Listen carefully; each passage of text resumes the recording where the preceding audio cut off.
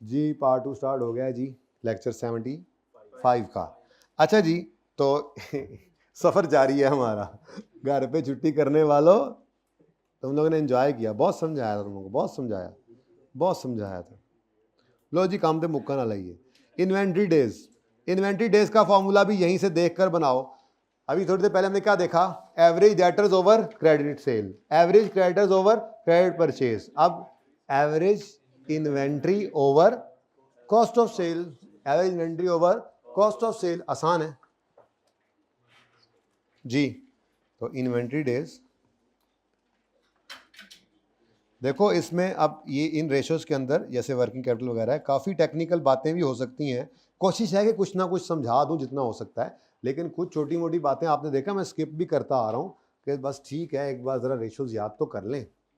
मैं ये सोच रहा हूं कि लिक्विडिटी रेशोज और सॉल्वेंसी रेशोज कल कर लेंगे, टेंशन ना लें, ठीक है ना, रिलैक्स हो जाएं। अब ये बस 2-4 रेशोज हैं, और अगर पार्ट 2 छोटा लग रहा हो तो फिर शायद एक आधी और कर लें, फिलहाल तो ऐसे नहीं है, ठीक है, फिलहाल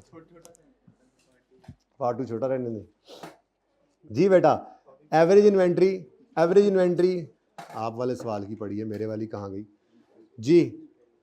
1600 जमा 4200, 1600 जमा 4200 डिवाइडेड बाय 2 डिवाइडेड बाय बड़ा divided by cost of sale कितनी है जी, मेरे वाली सेम ही है 9330 इंटू 365। आंसर बताएं।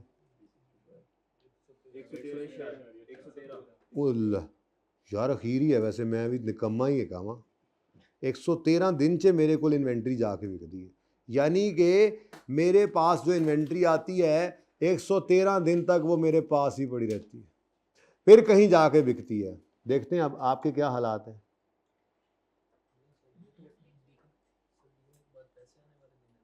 ना जानी ना, ये तो बिकने के बाद वाली बात ही नहीं है, ये तो बिकने से पहले वाले दिन है। ये तो ये वाले ये वाले 10 दिन है, ये वाले। ये इन्वेंट्री में कितना अरसा चीज पड़ी रही। अब भाई यकम जनवरी को मोबाइल इसने खरीदा, अब ये इसकी इन्वेंट्री बन गई, कब तक इन्वेंट्री में पड़ी रही है आइटम, तो ये इन्वेंट्री डेज है। पैसे आने वाला टाइम ये है जब इन्वेंट्री खत्म हो गई, डेटर बन गया। अब डेटर जिस दिन बना उस दिन से लेके डेटर, यहां इस दिन को डेटर बन गया था, जिस दिन चीज बेचेंगे उस दिन डेटर बनेगा। तो इन्वेंट्री डेज जिस दिन चीज आई थी और जिस दिन चीज गई, इसके दरमियानी अरसे को इन्वेंट्री डेज कहा जाता है, ठीक है। तो इन्वेंट्री डेज का फार्मूला ये था। अच्छा जी, आपका क्या हाल है? माशाल्लाह, सुबहान अल्लाह, माशाल्लाह। आपके तो भाई डेटर्स, आपके तो भाई इन्वेंट्री फटाफट ही बिक जाती है 53 दिनों में ही। कमाल है, कमाल है, माशाल्लाह जी।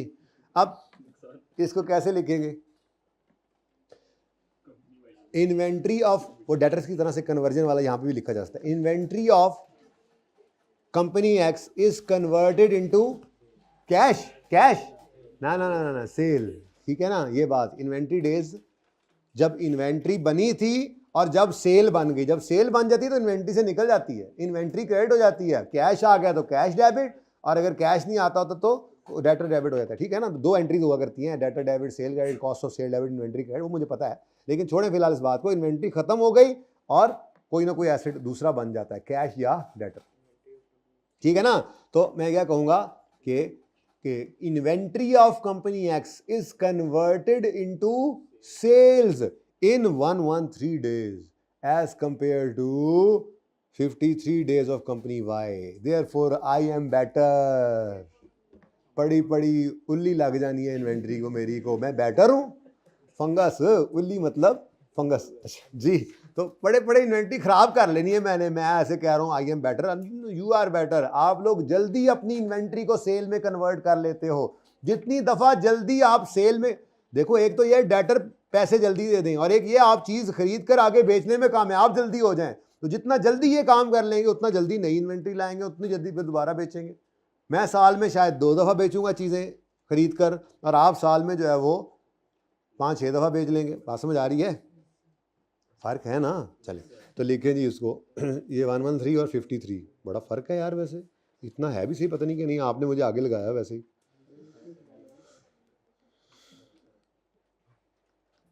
अच्छा जी, नंबर 1, ये क्यों भाग रहा है इधर? नंबर 1 जी, inventory of company X is converted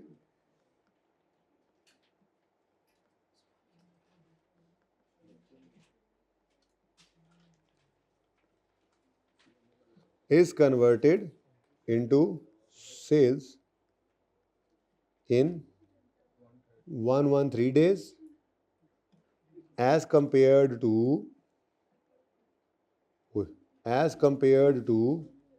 53 days of company Y. Therefore, company Y is better. Number 2, ठीक है, मैं इसको स्किप कर दो, ठीक है। अच्छा, अब this ratio shows how efficiently entities inventory is sold. देखो ये बड़ी काम की बातें हैं, इन्होंने ही आपका टाइम पर्चे में बचाना है। जब एक तरह की बातें आपने याद कर ली, अब ये हैं काम की बातें, तो आपके इंटरप्रिटेशन के अंदर यही 2-3 जुमले लिखकर आगे निकलना है। मैं आपको बार बार कह रहा हूँ, इस पर लंबी लंबी कहानियाँ आप लिख सकते हैं, लेकिन पर्चे के बहुत कीमती नंबर ज़ाया हो जाएंगे उसमें। ये 6 से 8 नंबर का, 8 से 10 नंबर का सवाल अगर आ जाए और उसमें इंटरप्रिटेशन के मांगी हो उसने, और 8-10 रेशोज कैलकुलेट करके उन पर इंटरप्रिटेशन भी करनी हो, तो जितना कम लिखो उतना बेहतर है कि नहीं? ये कम से कम लिखना है। तो ये मिलती जुलती बातें देखिए, जैसे इधर how efficiently entities trade debtors are collected, how efficiently the entities inventory is sold, ठीक है, और average time that inventory is held. However it is better to compare these results with industry average. ये मशहूर ज़माना शुरू से चला और अभी तक चल रहा है। आगे कहता है in manufacturing organization there are usually 3 types of inventory, raw material, work in process, finish goods. Holding period of each type may be calculated separately by dividing raw material. अच्छा, ये मैंने वैसे ही लिख दिया है, वैसे इसकी कोई ज़रूरत नहीं है, आई के अपनी किताब में लिखा हुआ था, बट ठीक है, इसको याद क्या करना है, याद रख लेना बस, ठीक है। कि आप अगर सिर्फ रॉ मटेरियल के इन्वेंट्री डेज मांग ले, तो रॉ मटेरियल इन्वेंट्री को डिवाइड करना रॉ मटेरियल कंज्यूम्ड से, वर्क इन प्रोसेस को डिवाइड करना कॉस्ट ऑफ गुड्स मैन्युफैक्चर्ड से, फिनिश गुड्स या कॉस्ट ऑफ सेल से। या आपने जो मैन्युफैक्चरिंग अकाउंट बनाया था ना, वो इंट्रो के अंदर सिर्फ उसको सामने रखते हुए, आई के अपने शायद ये किताब के अंदर लिखा हुआ है, मैंने भी लिख दिया, एक बार पढ़ लेना, ठीक है। क्योंकि अभी तो हमने क्या किया, ओवरऑल इन्वेंट्री को कॉस्ट ऑफ सेल से डिवाइड किया, सही है। तो बोलो, तो वो फिनिश गुड्स इन्वेंट्री ही है जो कॉस्ट ऑफ सेल जिसके साथ डिवाइड कर रहे होते हैं। अगर रॉ मटेरियल की इन्वेंट्री आ जाए तो रॉ मटेरियल कंज्यूम से डिवाइड करना, और अगर वर्क इन प्रोसेस हो तो कॉस्ट ऑफ गुड्स मैन्युफैक्चर्ड से कर देना, बस इतनी सी बात है, ठीक है। इसको याद रख लेना, याद करने की जरूरत नहीं है। अब जनाब क्या हुआ, इसको क्या हुआ,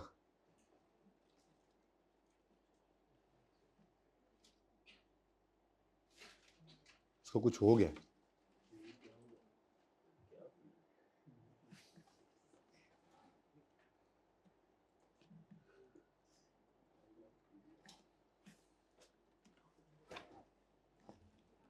कोई नहीं, हम कौन सा थक रहे हैं इससे।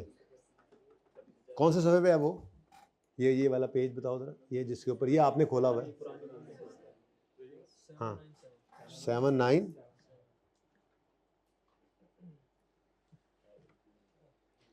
अच्छा जी, अब जी जब आपके पास इन्वेंट्री डेज, डेटर डेज, ये उधर देनी है भाई, चाहे उधर देनी, दूसरी रो में, चलो दे दो, अब यही दे दो, दे दो। तो बच्चे दी जी चाह डिग गई, ਉਹਦਾ की करना, उन्हें पीनी चाह, मैं नहीं पीनी भाई चाह यार, पी के आ रहे हैं यार, हद हो गई यार, पॉज करो यार जी। अब अगर आपके पास इन्वेंट्री डेज आ गए, डेटर डेज आ गए, क्रेडिटर डेज आ गए, तो इनको नेट करने से वर्किंग कैपिटल साइकिल निकल आएगा। तीनों आ गए ना, इन्वेंट्री डेज निकाल के आए, डेटर डेज निकाल के आए, क्रेडिटर डेज निकाल के आए, नेट करो, इन्वेंट्री डेज आ गए आपके पास। क्या ख्याल है, कुछ करने की भी ज़रूरत नहीं है, कहीं और जाने की भी ज़रूरत नहीं है। ये जनाब working capital cycle, inventory days कितने हैं जी, 113, तो वर्किंग कैपिटल साइकिल या कैश ऑपरेटिंग साइकिल भी कहते हैं इसको जी। Inventory days 113, plus debtor days 70 नहीं 65 minus creditor days 76 is equal to, यानी कि मेरा कैश 102 दिन में चक्कर काट के मेरे पास वापस आता है। ठीक है, आप देखते हैं आपके क्या हालात हैं। तो इन्वेंट्री डेज 53 प्लस 46 माइनस 61, सुबहान अल्लाह माशाल्लाह 38 डेज। तो वर्किंग कैपिटल साइकिल जितना हायर हो उतना बेटर होता है ना, नहीं जितना लोअर उतना बेटर, इसलिए आप बेटर हैं। ठीक है, आप बेटर हैं। अब इसको यूं ले लेते हैं जी कि हाँ वेलकम, इसको यूं ले लेते हैं जी कि यूं लिख लेंगे कि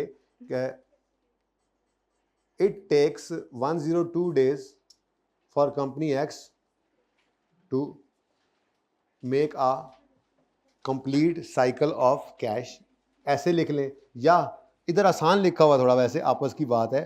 the ratio tells us length of time between entries payment for purchase and receipt. ठीक है, तो इसी जुमले को इस तरह से लिख लें। ठीक है, जो 102 दिन है लिख लो, चलो लिखवा रहा हूं, लिख लो।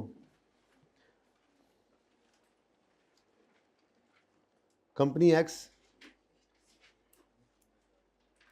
बल्कि यूं लिख लें, इट टेक्स, कितने दिन है जी मेरे 102, इट टेक्स 102 days फॉर, बल्कि यही लिखें ऊपर वाला, ज़्यादा आसान वही लग रहा है। खैर काट दो, की हो गया कि लाइन ही काट दो जी, ऊपर वाला ही लिखो, ज़्यादा आसान लग रहा है। ठीक है,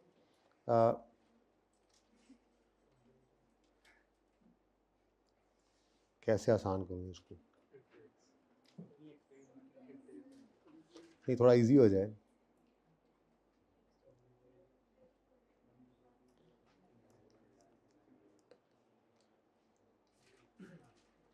कंपनी एक्स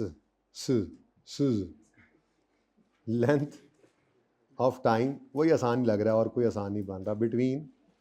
बिटवीन वफात पा गया मुझे लगता है, और वो लिख नहीं रहा। बिटवीन, हाँ छुट्टी करवाता हूँ, entities company x length of time between payment, लिख ले being payment, between payment for purchase and receipt of, ज़रा अजीब से लिख रहा है ये, चलो गुजारा करो, and receipt of cash from debtors is 102 days as compared to कितने days, 38 only days of company Y, therefore company Y is better। अब ये भी बहुत इंपॉर्टेंट है इसकी इंटरप्रिटेशन, इसको चलो स्किप कर दो आप, वहाँ आपने लिख दिया लोअर को बेटर, इसको साइकिल ऑफ कैश ही कह लें तो बेहतर है, जो उन्होंने नाम रखा हो। अच्छा ये जी पॉइंट 2 बड़ा इंपॉर्टेंट है, the length of working capital cycle should be monitored over time, the cycle should not be allowed to become unreasonable in length which has risk of over investment और अंडर इन्वेस्टमेंट। ठीक है जी, ये इंशाल्लाह किसी वक्त पढ़ेंगे। फिर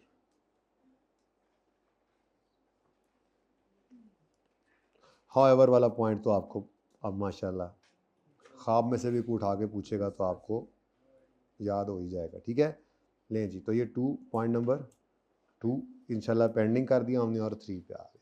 ओके, हाँ मैं बताता हूँ। अच्छा, अब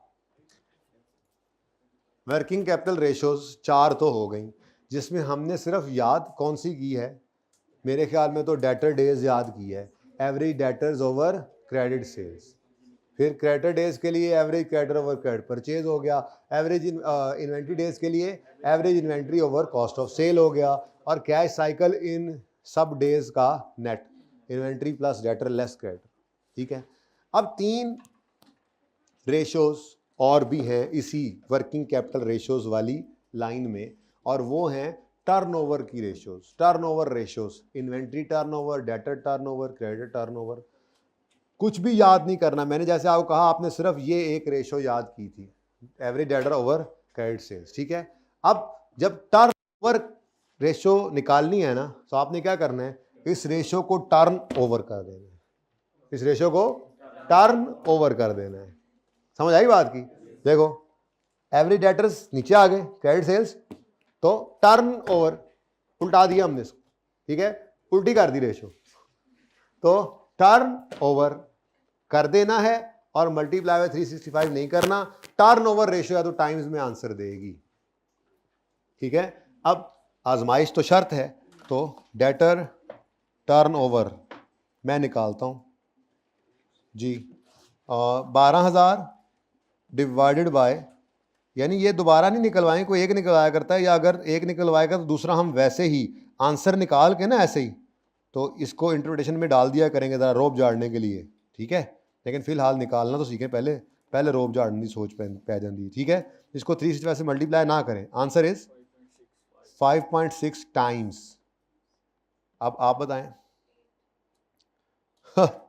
ये अजीब कहानी है कि डेटर डेज तो मेरे आपके बेटर थे, कम थे, लेकिन जब टाइम्स में बारी आई तो मैं बेटर हो गया। क्यों? लोअर इज बेटर है, लोअर इज बेटर है, डेटर डेज लोअर तो बेटर थे ना। अब क्या हुआ, देखो भाई रेशियो टर्नओवर तो डिसीजन रूल भी टर्नओवर, सीधी सी बात है, ठीक है। यहां पर लोअर बेटर था, यहां पे हायर बेटर। असल में कहानी पता है क्या है, इसका मतलब पता है क्या है, इसका मतलब यह है कि मेरे डेटर्स साल में 5.6 दफा कैश पे करते हैं या कैश में कन्वर्ट होते हैं, जबकि आपके डेटर्स साल में 8 दफा कैश में कन्वर्ट, ठीक है ना। जाहिर सी बात है, कम दिन में पे कर जाते हैं तो साल में ज्यादा दफा कैश में कन्वर्ट। थक गए हो ना, बस कहानी खत्म होगी, ठीक है, बस छुट्टी देने लगो। अगर कम दिन में पैसे दे जाते हैं तो मतलब साल में ज्यादा दफा दे के जाते हैं, तो ये दफा है, ज्यादा दफा, ये ज्यादा दफा, ये कितनी दफा डेटर्स ने कैश पे किया, या कितनी दफा हमारे डेटर्स कैश में कन्वर्ट हुए, ये है डेटर टर्नओवर। तो जितनी दफा ज्यादा उतना बेटर, और ठीक है ना। तो ये टाइम्स वाली रेशियो जो है ये क्या बताएगी, अच्छा अब ये अलग से नॉर्मली नहीं आती, लेकिन नंबर्स को देखते हुए हम रोब झाड़ने के लिए, ये रेशियो तुम्हारे पास निकली पड़ी होती है, सामने पड़ी हुई है, इसी को उल्टाकर आप टाइम्स निकाल लें, ना कैलकुलेट करें, लेकिन इंटरप्रिटेशन करते हुए आप साथ में ये भी लिख दें कि डेटर डेज आर 65 डेज और 5.6 टाइम्स, उसको उस पर रोब पड़ जाएगा। कमाल है यार, टाइम्स भी आता है, ठीक है।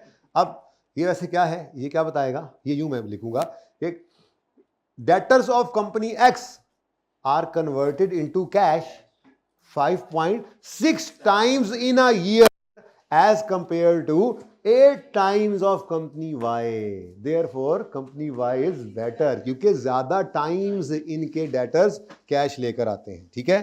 तो कहीं लिखा हुआ टर्नओवर रेशियो विच मिक्स है ना, ये इसी के साथ ही मिक्स है, इधर देखें। This ratio tells us that the debtors of entity are converted into cash in इतने डेज और इतने टाइम्स इन अ ईयर। कर लोगे ना जैसे बोला, ठीक है। तो in general lower debtor days या higher turnover is better, got it. आगे सब सेम ही है, क्योंकि ये एक ही रेशियो को बताने के दो तरीके हैं ना, तो अगली चीज तो सेम ही रहनी है। अब क्रेडिट डेज के अंदर क्या होगा, हम तो सवाल की तरफ भी नहीं जा रहे, क्रेडिट डेज को उल्टा दो, टर्नओवर 11,930 डिवाइडेड बाय, अब आंसर लिखा होता तो यहां भी आंसर लिख देंगे, चलो अब जो लिखा हो वही लिख लो, 3200 डिवाइडेड बाय 2 इंटू 365 नहीं करना, ठीक है, 4.8 टाइम्स और 6 टाइम्स। ये तो जरूर लिखेंगे कि creditors of company X are converted into cash 4.8 times in a year as compared to 6 times of company Y. However, any decision shall be made, lower sure नहीं, any decision shall be made after comparing या after considering credit terms या credit period allowed. ये खतरनाक ratio है, ये creditors की ratio खतरनाक है। इसको ये कभी भी नहीं कह देना आपने हायर इज बेटर, तरसा के गिलन पैसे दो, जितना जलील कर लो उतना बेटर, ये सही नहीं है। ओके, अगली बार पैसे नहीं मिलने मार्केट में से कहीं से भी, आपको उधार नहीं मिलना। Got it? अच्छा जी, अब क्या रह गया? बस एक इन्वेंट्री टर्नओवर। मैं तो कहता हूं लोहा गर्म है, वही बंद हो गया जी, वो नस गया है, अभी नस गया, भज गई।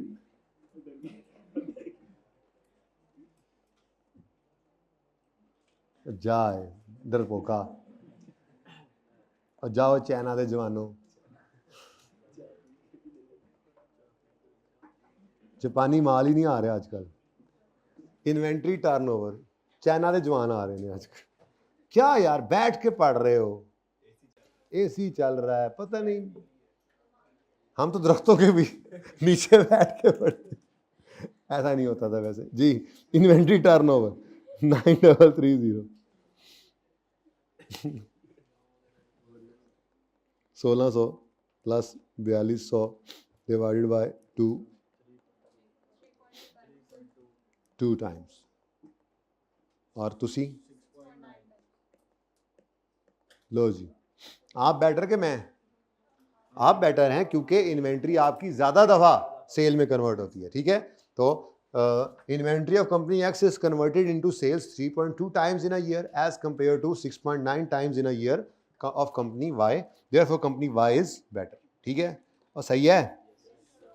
कुछ खास काम किया नहीं आज हमने वैसे, या इतनी आसान सी ये रेशोज थी, ये 7 रेशो, सिर्फ ये यार, सिर्फ 4 रेशो। आज हिम्मत कर डालो, मैं तो कहता देखो ऊंट गुजर गया, भाई कह रहे हैं पूछल रह गई जे। अच्छा, कितने बच्चे कहते हैं ये अगली 4 भी करके ही छुट्टी करेंगे? सुभान अल्लाह। एक मिनट, लेट मी काउंट 1 2 3 4 5 6 7 8 9 10 11 12 13 टुट पैने हो, बाकी भी हाथ खड़े 14 15 16 17 18 19 20 21 22 23, हाथ नीचे कर लें। कौन कहते हैं छुट्टी कर लें, बाकी ये कल करेंगे? अब ये भी गिनती कर दें, 4 5 6 7 8, हाँ जी कल करेंगे, 9 10 11, भाई तो दोनों हाथ खड़ा कर लिया सी नहीं, 11 12 13 14 15, इधर 16 17, इधर 18, बंदा बन, बात से क्यों खड़े, बार बार ना खड़ा करो, 19 20, फिर भी जीत गए हैं जो बच्चे कह रहे हैं कि आज ही कर लें। तो 4:15 तक तो बात हुई है हमारी, ठीक है, आपस में। कितनी देर की हो गई यार रिकॉर्डिंग? अभी तो 24 मिनट्स की हुए, इतना मुनासिब भी नहीं लगता, छोटा पार्ट 45 मिनट्स तक हो जाए। अच्छा चलो ऐसा करते हैं, ये बहुत आसान है, ये मुश्किल है, वैसे मुश्किल तो ये भी नहीं है, लेकिन ये बहुत आसान है, ये बहुत आसान है और बहुत इंपॉर्टेंट है। बस ये कर लो फिर छुट्टी, डन, फाइनल। ये आखिरी 2 फाइनल, सब साथ। कौन अभी भी कह रहा है कि नहीं छुट्टी दे दें, वो हाथ खड़ा करें, अभी भी बस कर दो, थोड़ी सी हिम्मत कर लो। आपने क्या कहा? छुट्टी? पढ़े इंजन तो कर रहे थे थोड़ी देर पहले।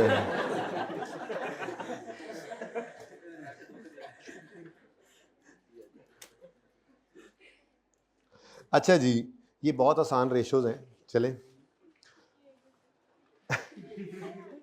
करंट रेशो बहुत आसान, सादा सी बात। ये भी रेशो ये टाइम्स में ही आंसर देंगी, ठीक है, लेकिन ये रेशो क्या बताती है, ये मैं एक आसान सी एग्जांपल से आपको समझाता हूँ। यार आप लोग क्यों ऐसे कर रहे हो मेरे साथ? ठीक है, मिसाल के तौर पे आपके पास, आपके ऊपर करंट लायबिलिटीज़ हैं 100 रुपये की, और करंट एसिड्स आपके पास पड़े हुए हैं 150 रुपये। 250। ठीक है, अब 1 रुपया करंट लायबिलिटी पे करने के लिए आपके पास कितने रुपए करंट एसेट्स में पड़े हैं? 2.5 रुपए। ये करंट रेशो है। करंट रेशो क्या बताती है? To pay ₹1 current liability, company has how much current assets available, होगी रेशो। तो मैं ये तो कह रहा हूं आसान है, मानते ही नहीं आप लोग, बात ही नहीं मानते हैं आप लोग। ठीक है, देखो भाई फॉर्मूला देखो, करंट रेशो क्या है जी? Current assets over current. लेकिन यहां पर आपने कभी भी एवरेज नहीं करना, यहां पे क्या करना है आपने? क्लोजिंग लेना। उसकी वजह ये है, हम बैलेंस शीट डेट पे खड़े होकर देखते हैं ना कि हमारी कितनी लायबिलिटीज हैं और उसको पे करने के लिए हमारे पास कितने एसेट्स हैं। Got it? ठीक है, तो ratio, current ratio, current assets over current liabilities.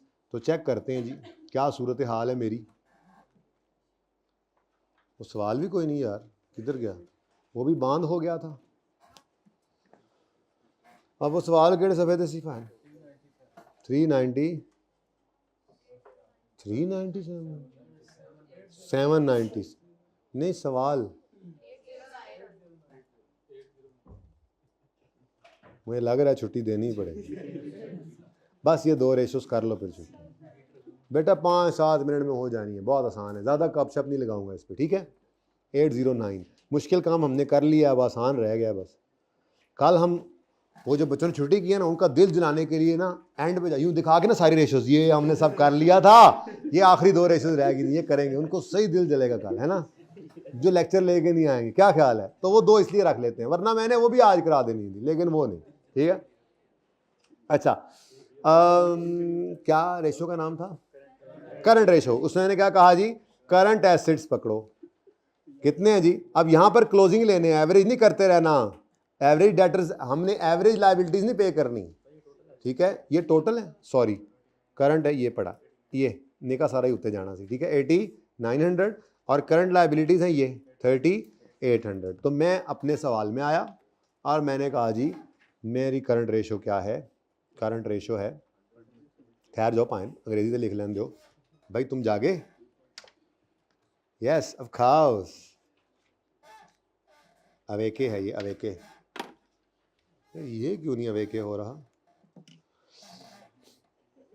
अच्छा जी, करंट, मैं खुश हो गए जो शुरू किया है काम, तो कोई नहीं, बस यही करता रहूं, मैं यही करता रहूं। करंट रेशो, आपके ख्वाब शर्मिंदा ताबीर नहीं हो सकते, कोई ना कोई पेन तो चलता ही रहेगा, वरना मैं उधर चला जाऊंगा, बोर्ड तो है ही। ये तो इसलिए यहाँ पे लिख रहा हूँ कि आपकी रिवीजन के लिए ज़रा ये फॉर्मूला सामने रहें, कभी भी ओपन करने हो तो। ठीक है, ये भी रेशोज तो ऐसे ही होता है, ज़बानी कलामी पे लिखवाया करूँगा, सवाल चेक किया करूँगा, सुना करूँगा। मार पड़ने के दिन शुरू हो रहे हैं यार, एक ज़रा इधर छोटी भी रखवाओ। ठीक है जी बेटा, मौला बख्श। करंट एसेट्स कितने हैं जी? 8900, क्लोजिंग लेने, क्लोजिंग, और करंट लायबिलिटीज 30, तो कितना आंसर है? 2.3:1। इस तरह से भी लिख लेते हैं, 2.3 टाइम्स भी लिख लेते हैं। ठीक है, अब आप जरा अपना आंसर बताएं तो फिर अगली बात करते हैं। 1.2:1। अब इसकी मैं ना इसके ऊपर तफसीली बात कल ही करूँगा, मुझे पता है आप लोग अब थक गए हैं, सिर्फ मैं इसकी आपको जो पहली लाइन है वो लिखना सिखा रहा हूँ। तो इसकी पहली लाइन क्या है? मैं यूँ बोलूँगा कि टू पे ₹1, मैं लिखवाता हूँ, सब्र करो, सुन तो लो, पहले सुन तो लो। To pay ₹1 current liability, company X has 2.3 of current assets available as compare to ₹1.2 available to company Y। Therefore company X is better। ठीक है, क्योंकि it is in a better position to honor its current liabilities out of its current assets। current assets, बेटा ये बात याद रखना, अगर आपके घर बिजली का बिल आए तो अब्बा जी ने जो आपकी शादी के लिए प्लॉट बचा के रखा हुआ है वो बेच के बिल कभी नहीं पे करेंगे आपने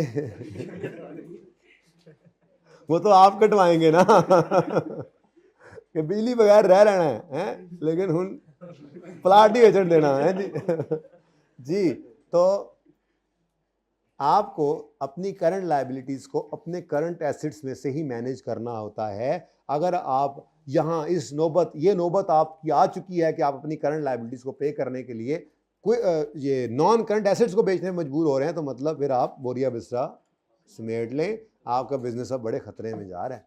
आपको वर्किंग कैपिटल के इश्यूज आ रहे हैं, इसको कहते हैं वर्किंग कैपिटल के इश्यूज आने, कि आप अपनी करंट लायबिलिटीज को करंट एसेट से पे नहीं कर पा रहे। ठीक है, अब बात समझ आई? तो अब इसको मैं यूं लिखूंगा, 2.3 और 1.2 याद रखना। करंट रेशो मैं यूं लिखूंगा जी, number 1 point, company X has rupees, कितना था मेरा 2.3, कंपनी एक्स, बल्कि यूं लिखा था, सॉरी मैंने यूं बोला था, टू पे ₹1, टू पे RE1, to pay ₹1 current liability, company X has कितने जी, 2.3 of current assets to pay ₹1 current liability, company X has ₹2.3 of current assets available as compared to ₹1.2 of current assets available to company Y। Therefore, आगे लिखो, आगे जगह मेरी खत्म हो गई है। Therefore, असल में ये पेन सही नहीं चल रहा, company X is in a better position, therefore company X is in a better position, जान दोगे रा लग गया, is in a better position to honor its current liabilities out of its current assets, full stop। अच्छा, अब अगली बात भी एक है, बाद में लिखना, करंट रेशो, इधर देखना ज़रा, करंट रेशो आ गई, करंट रेशो आ रही है जी 350:1। क्या सही है? क्या इसमें गलती क्या है? तो बहुत अच्छी बात है। टू पे ₹1 करंट लायबिलिटी, हमारे पास 350 रुपये के करंट एसेट्स पड़े हैं, कोई गलती है इसमें? इतने ज़्यादा करंट एसेट्स आपके पास कहाँ से आ गए? ये तो लगता है आपकी इन्वेंट्री जो इधर पड़ी है वो ऑब्सोलीट हो गई है, बिक नहीं रही, या आपके डेटर्स हैं जो आपको पैसे नहीं दे रहे, भागे फिर रहे हैं। अब कोई यहाँ से उठा और उठ के कहने लगा ये तो सारा ही कैश है, ये तो सारा ही कैश है, अब सर किधर जाएंगे? तो मैंने आगे से कहा, पागल हो, इतना कैश रख के बैठे हो, कहीं इन्वेस्ट करो और वहाँ से पैसे कमाओ। कैश कौन रखता है अपने पास इतना एक्सेस? तो यहाँ पर अकाउंटेंट्स ये कहते हैं कि 2:1 आइडियल करंट रेशो है। 2:1 यानी आपके पास करंट लायबिलिटी ₹1 पे करने के लिए करंट एसेट्स के अंदर ₹2 होने चाहिए, इससे ज़्यादा नहीं रखने आपने। कहीं इन्वेस्ट करो और पैसे कमाओ, अगर वो कैश ही है तो। और अगर कैश नहीं है, इन्वेंट्रीज इकट्ठी होकर ज़्यादा हो गई हैं, तो आप चेक कर लो, ऑब्सोलेसेंस तो नहीं आ गई, स्लो मूविंग तो नहीं है आपकी इन्वेंट्री, क्यों नहीं बिक रही है? अगर डेटर ज़्यादा हैं तो चेक कर लो भाई, कहीं आपके डेटर्स डाउटफुल तो नहीं होने वाले हो गए।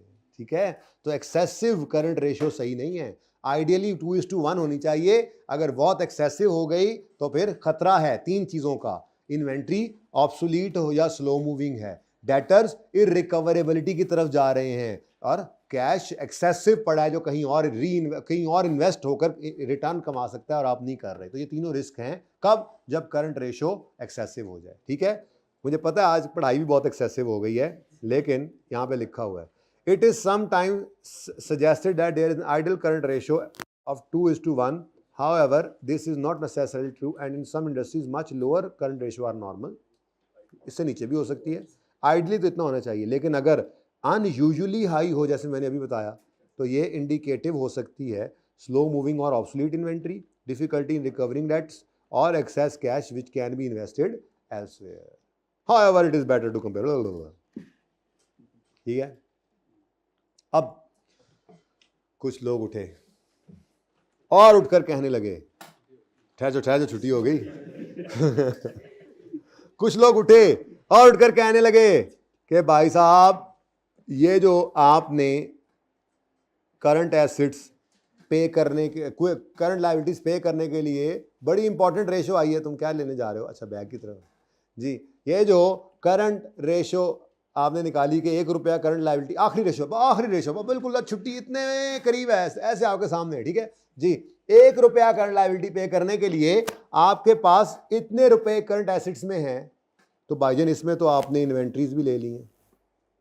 हमने कहा तो कहने लगे भाईजान देखो, अगर आपको बिजली का बिल आ जाए तो क्या उसी वक्त आप दराज खोल के ये इन्वेंट्री को कन्वर्ट करके, जैसे कैश यूज होता है, बिल पे कर सकते हैं? नहीं हो सकता है, इन्वेंट्री बिकने में टाइम ले जाए।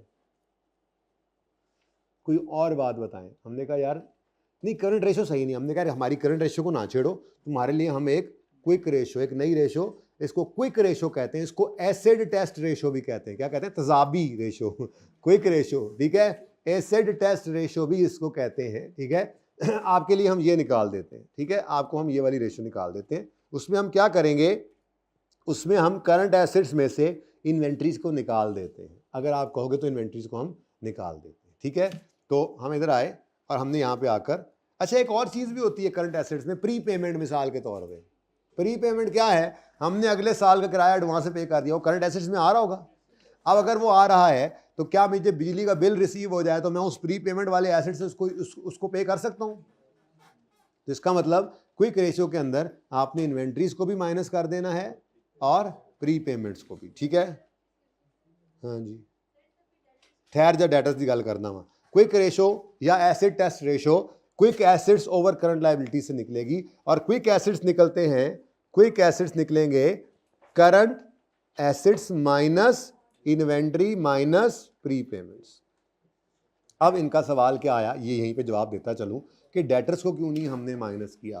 तो उसका जवाब है डिस्काउंटिंग ऑफ डेटर्स का कॉन्सेप्ट। किसका कॉन्सेप्ट जी? डिस्काउंटिंग। कभी सुना हुआ है? कहीं इंट्रो वगैरह में सुना हो? डिस्काउंटिंग कहते हैं, फैक्टरिंग मेरे ख्याल में ये भी कहते हैं, लव्स इसका फैक्टरिंग भी कहते हैं इसी को ना, कि आपका ₹100 का डेटर था, आपको बिजली का बिल आ गया, वो आपने कोई बिल देना था 50-60 रुपए का। अब आपने डेटर को फ़ोन किया, आपने कहा भाई मेरे पैसे दे दो। उसने कहा भाईजान आपने मुझे 3 महीने का क्रेडिट दिया था, अभी 2 गुजरे, 1 महीना रहता है, मैं वादा खिलाफी नहीं करूंगा, लेकिन 1 महीने बाद ही पैसे मिलेंगे, अभी मैं कहाँ से दूँ, अभी मेरे पास नहीं है पैसे। आप बैंक के पास गए और बैंक को जाके आपने कहा ये पकड़ो मेरा डेटर, महीने बाद इससे तुम 100 रुपये ले लेना, आज तुम मुझे 90 रुपये दे दो, 10 रुपये तुम्हारे चार्जेस, कलेक्शन के लिए चार्जेस। तो हमने क्या कर दिया, अपने डेटर को डिस्काउंट कर दिया विदाउट रिकोर्स। पता नहीं क्या कुछ होता था, छोड़ो उसको, सादा बात रखो। डिस्काउंटिंग का ऑप्शन एक मौजूद है, जिस वजह से मैं ये कह सकता हूं कि मुझे आज बिल आए बिजली का, तो मैं अपने डेटर को बैंक से डिस्काउंट करवा के उससे पे कर सकता हूँ, बैंक से पैसे लेकर पे कर सकता हूँ। तो ये डिस्काउंटिंग वाला कॉन्सेप्ट होने की वजह से हमने डेटर्स को माइनस नहीं किया, ठीक है। तो आप यहाँ पर लिख सकते हैं ट्रेड रिसीवेबल्स को, यहाँ स्टार लगा के ना आप लिख सकते हैं, या वहीं पर रेशो के फॉर्मूला के साथ लिख सकते हैं। यहाँ पे स्टार, ये तो इसके साथ स्टार लगा हुआ था ना, यहाँ पे आप साथ और भी लिख सकते हैं। हमने डेटर्स को, यूँ लिख लें आप, हमने डेटर्स को इसलिए नहीं माइनस किया क्योंकि इन्हें हम डिस्काउंट कर सकते हैं, इन्हें हम बैंक से डिस्काउंट करवा, डिस्काउंटिंग, इनकी डिस्काउंटिंग हो सकती है, बस आगे लंबी बात है, डिस्काउंटिंग का कॉन्सेप्ट होने की वजह से, ठीक है ना। तो हमने डेटर्स को इसलिए यहाँ से माइनस नहीं किया क्योंकि इनकी डिस्काउंटिंग हो सकती है, बैंक से इनकी डिस्काउंटिंग हो सकती है, ठीक है, और सही है। बस अब ये ख़त्म कहानी। अब मेरी क्विक रेशो जो है उसमें, इधर देखना ज़रा सब बच्चे, डिनोमिनेटर में तो 3800 ही रहना है, लेकिन न्यूमिनेटर के अंदर क्या आ जाएगा, ये देखो 89 माइनस 42, ये सही है, ये सही है, डेटर्स को छोड़ दो, ओके, कैश तो है ही वैसे अवेलेबल, ठीक है। तो 8900 माइनस, ऐसे ही कर लेता हूँ मैं जी, क्विक एसिड्स कितने, कैसे जी, 8900 माइनस 42 कितना आता है, 4700, ठीक है जी। तो आंसर क्या आया, 1.2:1 या 1.2 टाइम्स। ठीक है, आपके क्या हालात हैं? 0.9:1। लो जी, आपकी तो एबिलिटी कोई नहीं है लाइबिलिटी, करंट लाइबिलिटी को क्विक एसिड से पे करने की। तो गरीबो, आपकी तो एबिलिटी नहीं है कि आप अपने क्विक एसिड से करंट लाइबिलिटीज को पे कर सकें। ठीक है, चलो अब इसके बारे में कैसे लिखेंगे? हम यूँ लिखेंगे कि हम यूँ लिखेंगे, वहाँ जाके लिखते हैं। अच्छा इधर ही है 1.2 और 0.9, हर जगह बेटर आ रहे थे, अच्छे भले हैं, क्या हो गया एकदम से वक्त बदल गया, जज्बात बदल गए जी।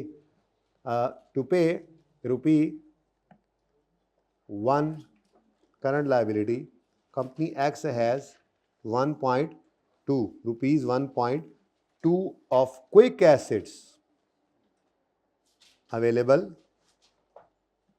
as compared to rupees 0.9 available to company Y. Therefore company X is better. Company X is better. Company X is, ये ऊपर वाली लिख लें, in a better position, in a better position, आगे लिखते जाओ, चलो देखते जाओ, मैं भी लिख, in a better position to honour its current liabilities out of its quick assets and company Y is unable to do so. ठीक है, अच्छा अब ये भी कोई आइडियल लेवल होगा, जैसे अभी करंट एसिड्स करंट रेशियो का आइडियल था 2:1, तो इसका क्या है, अकाउंटेंट्स कहते हैं ये 1:1 हो तो ठीक है, इससे ज़्यादा एक्सेसिव हो तो और कुछ नहीं, कैश तो पड़ा है ना, डेटर्स तो पड़े हैं ना, इरिकवरेबिलिटी का डर है, कैश ज़्यादा पड़ा है तो वेला क्यों पड़ा है, कहीं और इन्वेस्ट कर दो, और ठीक है, तो it is sometime suggested that there is an ideal quick ratio of 1:1. An unusually high quick ratio may be an indicative of excess cash that can be invested elsewhere. However, it is better to compare. ठीक है जी, done जी। तो ये जनाब आपकी सिर्फ और सिर्फ 2 ratios अब रह गई हैं, तो ज़रा एक बार देख लें इनको।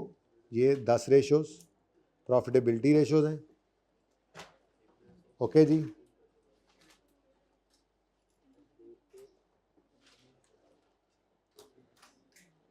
अभी 4:15 में से 2 मिनट पड़े हैं अभी भी।